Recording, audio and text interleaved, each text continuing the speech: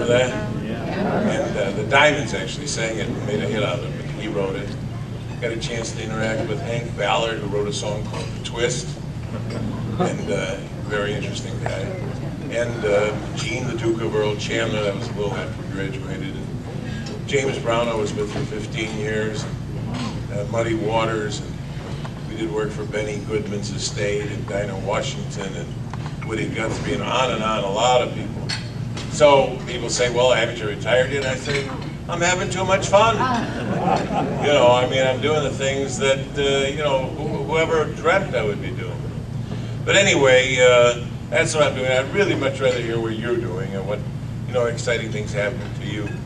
I was thinking maybe I could talk about something you're not supposed to talk about. Politics. I said, you know, I hear on TV, I've been watching Beck and all these various people, and they're all talking about how conservatives, they don't want to compromise. And I said, well, that wasn't, Talk on the mic. Oh, I'm sorry. I said, that's nothing new. Conservatives never wanted to compromise. That was part of their makeup. And people didn't believe me. So I looked up this letter that was written by a conservative when we were young, when we were kids. And I'd like to read it to you. It's by a Southerner. I sometimes fall into a Southern or Southwestern accent. He was from Texas. And so I put on a little prop to go along with it. And this is a letter I think you'll enjoy. Incidentally, I often fall into a Southern accent when doing it. It's only 3 minutes, so bear with me. This particular congressman received a letter from his constituent and said very simply, "Dear Congressman, what is your stand on whiskey?" Now, of course, the congressman didn't know whether the guy was for whiskey or against whiskey. So he framed this letter, which I think is very diplomatic, and I'd like to read it to you. He says, "My dear friend," he says, "I had not intended to discuss this controversial subject at this particular time. However, I want you to know that I do not shun a controversy. On the contrary, I will take a stand on any issue at any time, regardless of how fraught with controversy it might be. You have asked me how I feel about whiskey.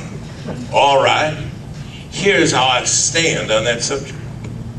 If, when you say whiskey, you mean the devil's brew, the poison scourge, the bloody monster that defiles innocence, dethrones reason, destroys the home, creates misery and poverty, yea, literally takes the bread out of the mouths of little children.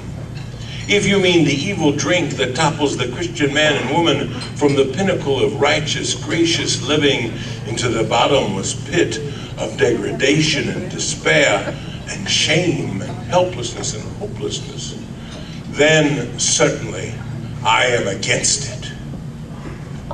But if, when you say whiskey, you mean the oil of conversation, the philosophic wine, the ale that is consumed when good fellows get together, that puts a song in their hearts and laughter on their lips, and the warm glow of contentment in their eyes.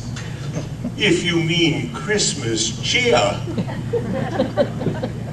if you mean the stimulating drink that puts the spring in an old gentleman's step on a frosty, crispy morning, if you mean the drink which enables a man to magnify his joy and his happiness and to forget, if only for a little while, life's great tragedies and heartaches and sorrows, if you mean the drink, the sale of which pours into our treasuries untold millions of dollars, which are used to provide tender care for those crippled children, our blind, our deaf, our drunk, our dumb, our pitifully aged and infirm, to build highways and hospitals and schools, well then certainly I am in favor of it.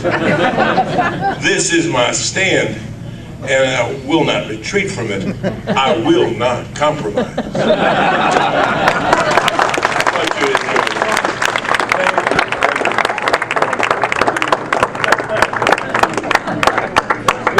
You heard that before. All right, can you obtain a motion for 10 more years for the president?